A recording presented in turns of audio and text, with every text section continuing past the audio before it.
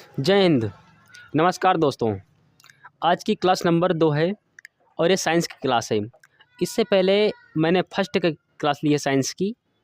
उसमें मैंने प्रकाश के बारे में पढ़ाया था, प्रकाश के परावर्तन के बारे में और प्रकाश के बारे में।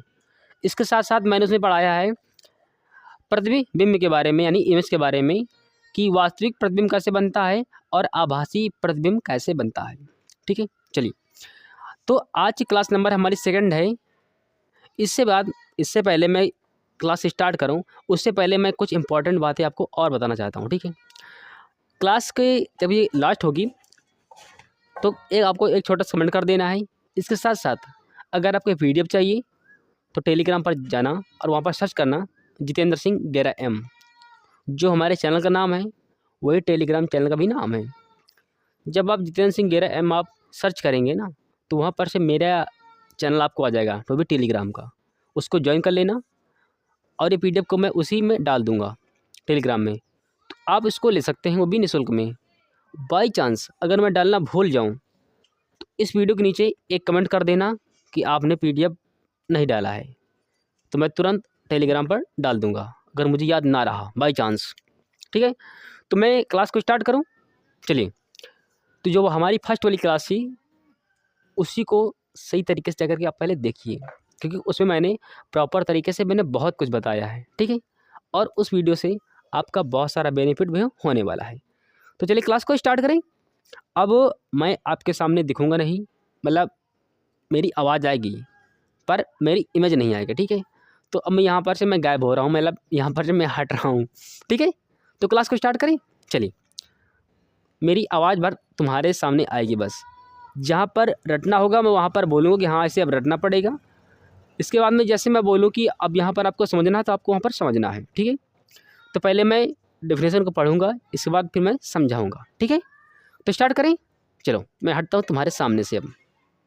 चलिए स्टार्ट करें। प्रकाश का अपवर्तन। जो ये डेफिनेशन है थोड़ा क्लिष्ट है, मतलब थोड़ा सा हल्की सी कठिन है, पर बहुत कठिन है कि ये मतलब ये पढ़ी ही नहीं जा सकती, या फिर याद नहीं हो सकती, या फिर इसे समझा ही नहीं जा सकता। ठीक है ना। चलिए, प्रकाश का अपवर्तन। इससे पहले मैंने प्रकाश के परावर्तन के बारे में पढ़ाया है, इसलिए मैं पहली पुरानी वीडियोज़ को तुमको देखने के लिए रिकमेंड कर रहा हूँ। चलिए, जब प्रकाश एक माध्यम से दूसरे माध्यम में तिरछा होकर जाता है तो दूसरे माध्यम में इसके संचरण की दिशा परिवर्तित हो जाती है। इस परिघटना को प्रकाश का अपवर्तन कहते हैं। ठीक है, ये तो अपवर्तन की मैंने डेफिनेशन आपको बताया है, यानी परिभाषा मैंने बताया है आपको। परिभाषा मेरी राइटिंग का भी खराब बनती है भाई। ठीक है, अब मैं देख लेना, परिभाषा डेफिनेशन है। अब इससे कुछ उदाहरण हैं, सिंपल सी परिभाषा इसकी है। जब प्रकाश एक माध्यम से दूसरे माध्यम में तिरछा होकर जाता है तो दूसरे माध्यम में इसके संचरण की दिशा परिवर्तित हो जाती है। इस परिघटना को प्रकाश का अपवर्तन कहते हैं। बस बात खत्म हो गई तुम्हारी परिभाषा। चलो, इसकी परिभाषा से ज़्यादा इसके उदाहरण इम्पॉर्टेंट है। ठीक है ना। चलिए स्टार्ट करें। प्रकाश अपवर्तन के कुछ उदाहरण इम्पॉर्टेंट है, ध्यान के रख करके आप लोगों को चलना है। चलिए, प्रकाश पहला, आ जाओ भाई। प्रकाश के अपवर्तन के कारण स्विमिंग पूल का तल वास्तविक स्थिति से विस्थापित हुआ प्रतीत होता है। अब ये तो मतलब एक पॉइंट हुआ, एक उदाहरण हुआ, लेकिन दरअसल ये आखिर में कहना क्या चाहता है। देखो, कोई स्विमिंग पूल है, कोई तालाब है, कोई स्विमिंग पूल कह सकता है, कोई तालाब कह सकता है। उसका जो तल होता है ना, वास्तविक गहराई से कुछ उठा हुआ प्रतीत होता है। पहला इसका।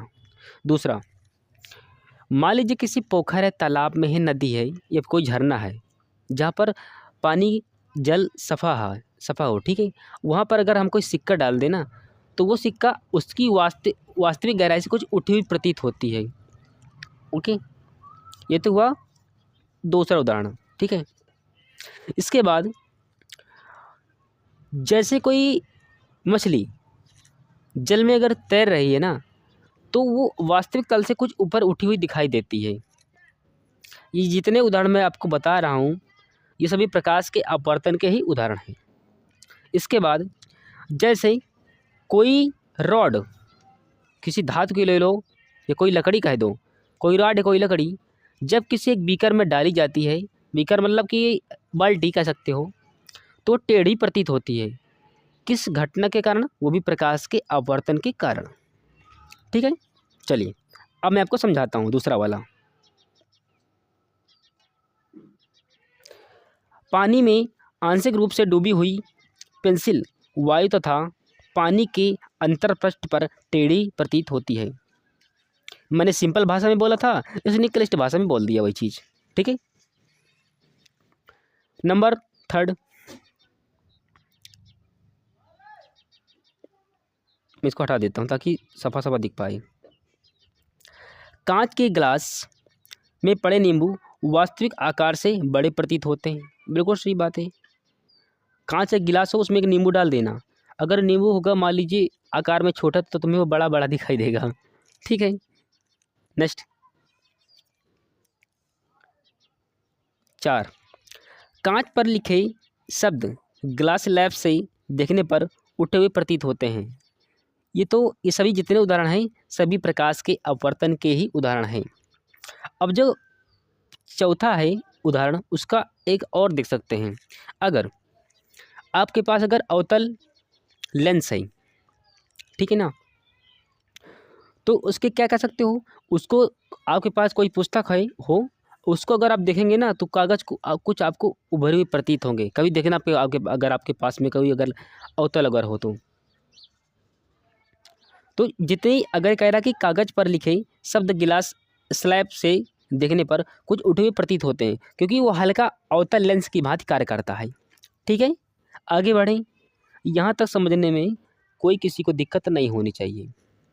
जैसे डॉक्टर इस्तेमाल करता है ना कुछ आँख नाक कान के लिए, तो उसमें देखना कि अगर वो बॉडी की आंतरिक भाव की जांच करने के लिए करता है तो वो अवतल लेंस का ही प्रयोग करता है, क्योंकि उसको वस्तु को बड़ा देखा जा सके। ठीक है, तो ये उदाहरण अलग है, वो उदाहरण अलग है, लेकिन इसमें कागज़ पर लिखे शब्द ग्लास स्लैब से देखने पर उठे हुए प्रतीत होते हैं। तो इसके दोनों के उदाहरण कुछ न कुछ एक दूसरे से मिल रहे हैं, अटैच हो रहे हैं। ठीक है, नेक्स्ट कहाँ गया भाई, चलिए अब प्रकाश अपवर्तन के 2 नियम हैं। इसमें स्नेल का नियम भी आ जाता है। स्नेल का नियम आपको बचपन से ही पढ़ा जाता है और आपके माइंड में भी रहना चाहिए। ठीक है ना, चलिए, अरे भाई ये नहीं करना था, 1 मिनट। प्रकाश अपवर्तन के 2 नियम में, पहला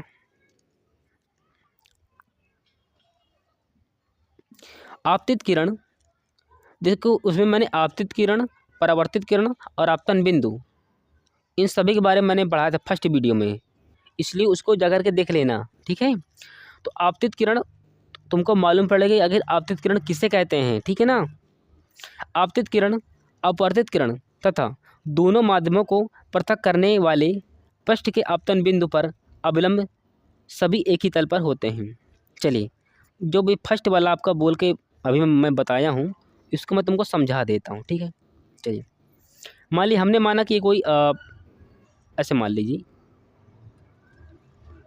ये समतल दर्पण है ऐसे, और इसके समतल दर्पण है तो किसी न किसी तरफ तो इसका पृष्ठ पॉलिशदार होगा। तो हमने माना कि नीचेदार का जो ये दर्पण है ये पॉलिशदार है ऐसे।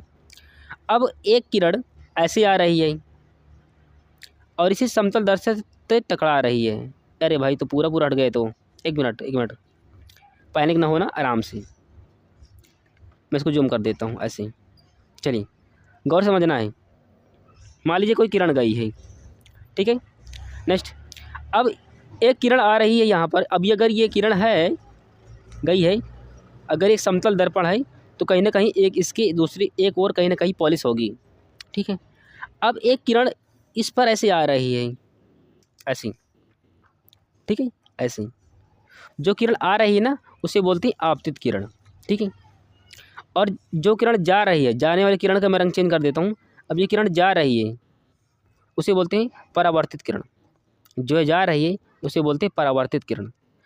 और हम ऊपर से टॉप से एक लंब डाल देते हैं, लंब का मैं कलर चेंज कर देता हूँ, येलो कर देता हूँ, ठीक है, कुछ भी कर दो, येलो कर देता हूँ, ऐसे ही ऐसे। ऊपर से एक किरण आ रही जिसे बोलते हैं अभिलंब, नॉर्मल।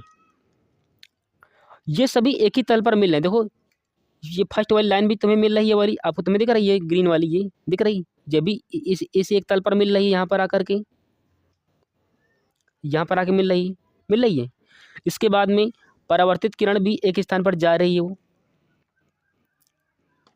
यहाँ पर देखो जा रही है, ऊपर की ओर जा रही है ना, ऊपर की ओर ये। और एक अभिलंब भी ऊपर से नीचे की ओर आ रहा है। तो जहाँ पर ये तीनों मिलेंगे आपस में, जहाँ पर तीनों मिलेंगे आपस में सेंटर में, ये तीनों एक ही तल पर होते हैं, ठीक है ना। मतलब आपतित किरण, परावर्तित किरण और अभिलंब तीनों एक ही तल पर होते हैं। इससे आपको पहला पॉइंट समझ में आया होगा, ठीक है। चलिए इसमें वही दिया गया है।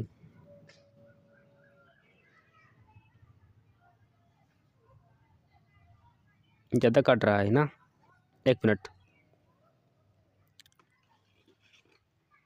आपतित किरण, अपवर्तित किरण तथा दोनों माध्यमों को पृथक करने वाले पृष्ठ के आपतन बिंदु पर अभिलंब सभी एक ही तल पर होते हैं, जैसे कि मैंने आपको नीचे समझाया है, ठीक है।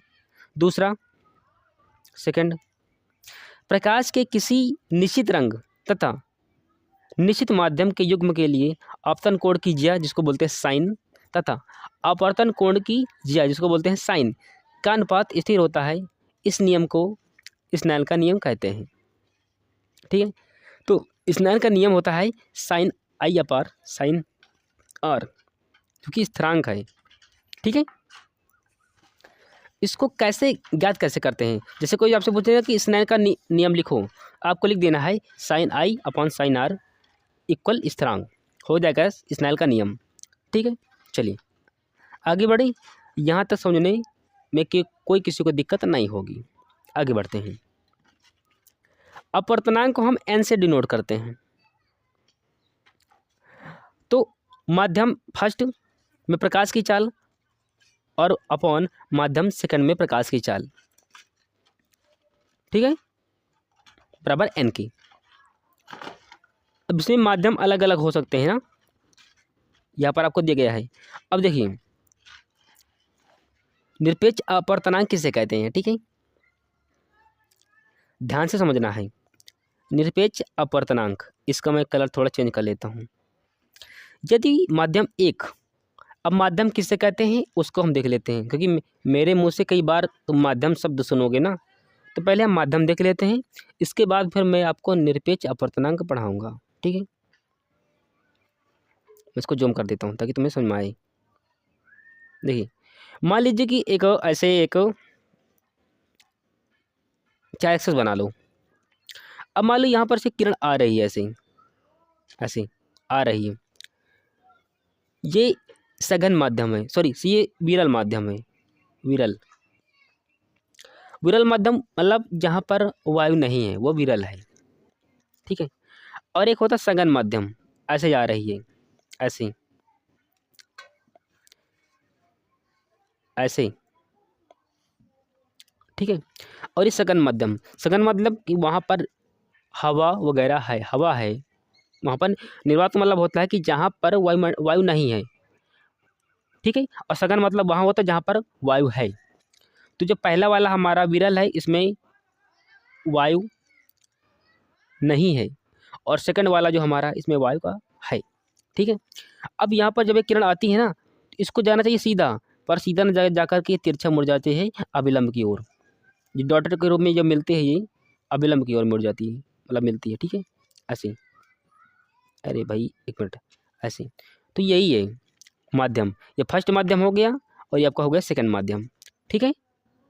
आगे बढ़ें, मैंने आपको समझाया है कि विरल वह होगा कि जहाँ पर वायु नहीं होगी, और सघन वह माध्यम होगा जहाँ पर वायु होगी, ठीक है।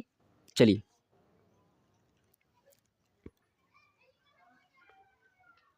अब देखना है अब आपको कैसे में आएगा। निरपेक्ष अपवर्तनांक।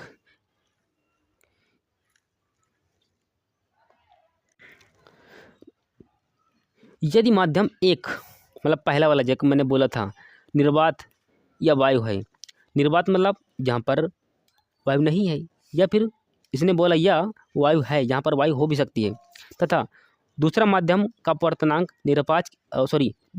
निर्वात के सापेक्ष माना जाता है, यह माध्यम का निरपेक्ष अपवर्तनांक कहलाता है। इस डिफिनेशन को पढ़ लेना है, रटना नहीं है, पढ़ लेना है ताकि तुम्हारे माइंड में सेट हो सके। तो निरपेक्ष अपवर्तनांक को हम एन से डिनोट करते हैं, कैपिटल से, C/V। इसमें C क्या है? इसमें C है प्रकाश की चाल। प्रकाश चाल निर्वात में कितनी होती है? 1 मिनट, 3 × 10⁸ मीटर प्रति सेकेंड। ठीक है, प्रकाश की चाल होती है 3 × 10⁸ मीटर प्रति सेकेंड। अब बात करते हैं कि ये V क्या है। V है माध्यम प्रकाश की चाल। जब को आपको ये V दिख रहा होगा, ये वाला V, ये है माध्यम में प्रकाश की चाल। आगे बढ़े, चलिए अब बात करते हैं कि हीरे का अपवर्तनांक सबसे ज़्यादा होता है।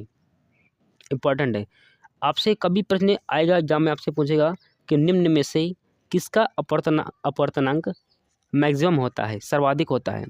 तो हीरे का अपवर्तनांक सबसे अधिक होता है, और कितना होता है? 242। हीरे का अपवर्तनांक 242 होता है। यहाँ पर टाइपिंग एरर है, मैंने आ लगा दिया है, ठीक है ना, ध्यान रखना। ठीक है, आगे बढ़ें। यानी इसका तात्पर्य यह है कि प्रकाश की चाल 1/242 गुणा कम है हीरे में निर्वात की अपेक्षा। ठीक है, सिंपल सा है।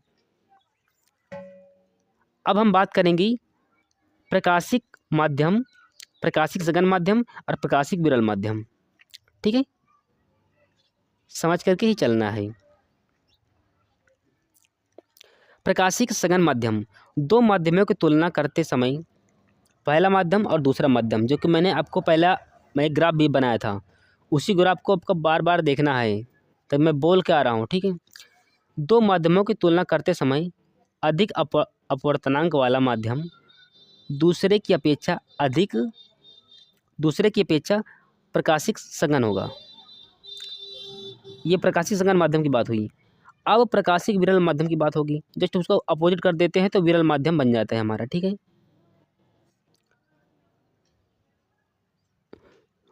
प्रकाशिक विरल माध्यम, दो माध्यमों की तुलना करते समय यहाँ पर अधिक अपवर्तनांक था, यहाँ पर कम अपवर्तनांक है, तो कम अपवर्तनांक वाला माध्यम प्रकाशिक विरल माध्यम होगा।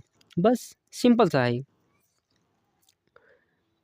चलिए, जो मैंने आपको समझाया था डायग्राम में, ये डायग्राम यहाँ पर बना है, ये यहाँ पर बना है। ठीक है, ये आपको डायग्राम दिख रहा है। अरे मैं बहुत सारे तीरे बना दूँगा, तुम्हें ध्यान आ जाएगा। ठीक है, यही है वो, ध्यान रखना। अभी मैं समझाऊंगा कैसे बना है ये।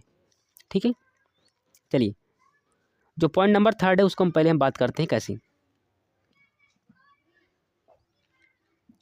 जब प्रकाश की किरण विरल माध्यम से सघन माध्यम में जाती है, जो कि मैंने बहुत पहले पढ़ा दिया तुमको, ये फर्स्ट वाले में मैंने पार्ट में पढ़ाया है और सेकंड वाले में फिर पढ़ा रहा हूँ। जब प्रकाश की किरण विरल माध्यम से सघन माध्यम में जाती है तो उसकी चाल धीमी हो जाती है, बिल्कुल सही बात है, तथा वह अविलंब की ओर झुक जाती है। ठीक है, अब पेन कॉपी को बंद कर देना है और बात को समझना है। ठीक है, मैंने वहाँ पर 4 एक्सेस बनाया था ना, इसे काट करके बनाया था ना, इसे 4 एक्सेस मैंने कुछ ऊपर ऐसे बनाया था। तब सोच रहे हो कि हाँ इन्होंने क्या बना के रख दिया है, हमें नहीं सुनना। ठीक है, अब इसने भी 4 एक्सेस ही बनाया, ऐसे बनाया है, देखो 4 एक्सेस। अब जो पहली किरण आ रही है, ये वाली दिख रहा है, ये वाली पहली किरण ऐसे ही आ रही होगी, जो पहली किरण आपको दिख रहा है ये वाली, ये विरल माध्यम है। विरल माध्यम जहाँ पर वायु नहीं है। ठीक है, और सघन माध्यम वो है, इसको मान दो तुम लोग फर्स्ट वाले को, और दूसरे वाले को मान दो तुम सेकंड। तो विरल माध्यम है जहाँ पर वायु नहीं है। ठीक है, और सघन माध्यम वह है जहाँ पर वायु है। अगर एक किरण आ रही है तो इसको सीधी जानी चाहिए, मतलब ऐसे सीधी जानी चाहिए, लेकिन वो सीधी नहीं जाए। क्यों? क्योंकि सघन माध्यम में प्रकाश की चाल धीमी हो जाती है तथा वह अविलंब की ओर झुक जाती है। बस प्रकाश की चाल धीमी हो जाती है तथा वह अभिलंब की ओर झुक जाती है। ये पेपर में सवाल सीधा सीधा आता है 1 नंबर में कि जब प्रकाश की किरण विरल माध्यम से सघन माध्यम में जाती है तो प्रकाश की अभिलंब की ओर झुक जाती है, दूर हट जाती है, सीधा चली जाती है। ऐसे बहुत सारे ऑप्शन मिलते हैं, तो वहाँ पर आप लोग राइट आंसर लगाएंगे, अभिलंब की ओर झुक जाती है। ठीक है। अब आप लोग बोलेंगे कि बार बार अभिलंब शिला अखिल अभिलंब है क्या, कहोगे ना भाई।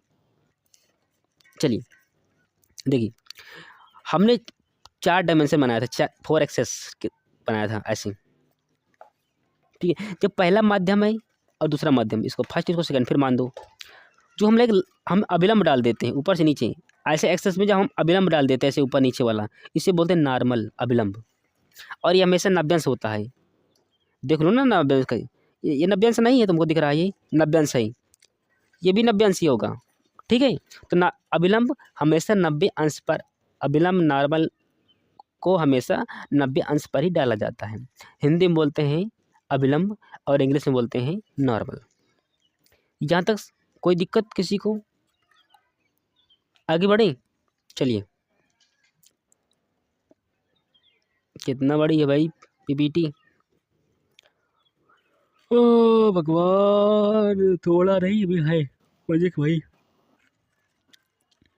काफ़ी समय से बोल रहा हूँ ना मैं। देखो बहुत सारा है अभी और बाद में इसमें प्रश्न भी हैं। मैंने एनसीईआरटी उठाया पढ़ाने के लिए तुमको, ठीक है ना। तो ठीक है, मैं इतना तो मैं पढ़ा रहा हूँ फिलहाल अभी, लेकिन मैं इसका कल दूसरा पार्ट यानी तीसरे पार्ट में इसको मैं बना दूंगा तुमको। उसमें फिर मैं आपको लेंस के बारे में पढ़ाऊँगा, ठीक है ना। तो कल जो हमारा टॉपिक रहेगा यही से रहेगा, जब प्रकाश सघन माध्यम से विरल माध्यम में जाता है। एक मिनट रुको, मैं इसको पढ़ा ही देता हूँ, अगर नहीं तो तुम्हारा फिर छूट जाएगा, तो फिर छूटा ही रह जाएगा। अब फिर से देखो,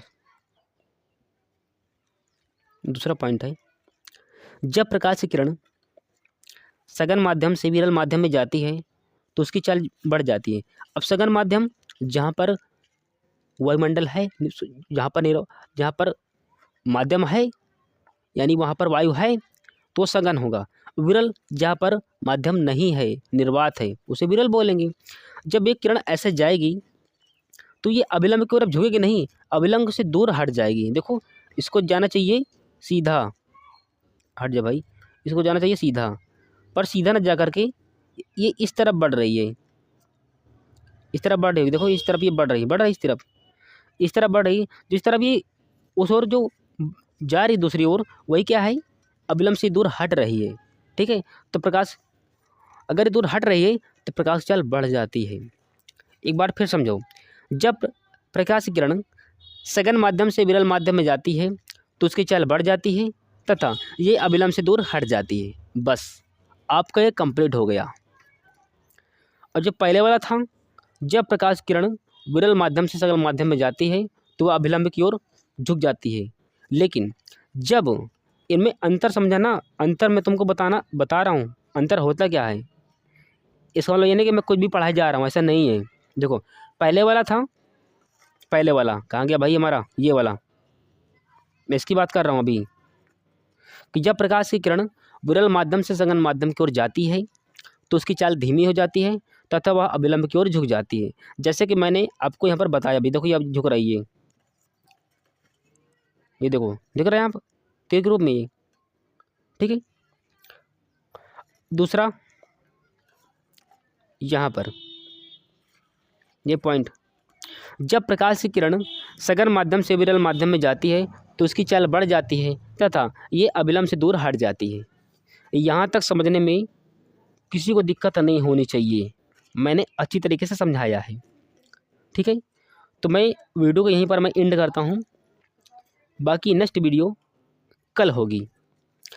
अगर आपको ये पीडीएफ चाहिए, मैटर जो मैंने लिखा है कंटेंट, तो आप टेलीग्राम ज्वाइन कर लीजिए, वहीं पर आपको कंटेंट मिल जाएगा, वो भी बिल्कुल फ्री में, निःशुल्क में, उसका भी चार्ज एक भी रुपये नहीं है। ठीक है। अगर मैं भूल भी जाऊँ तो कमेंट कर देना, मैं तुमको उसमें डाल दूँगा टेलीग्राम में, वहाँ पर से अपना देख लीजिए। ठीक है। चलिए मैं वीडियो को यहाँ पर एंड करता हूँ। ठीक है। खुश रहिए, मस्त रहिए, गर्मी ज़्यादा हो रही है, थोड़ा पानी इस्तेमाल कर लीजिए। ठीक है, एंड करता हूँ मैं वीडियो को लास्ट करता हूँ। तब तक के लिए जय हिंद, वंदे मातरम। मिलते हैं नेक्स्ट वीडियो में।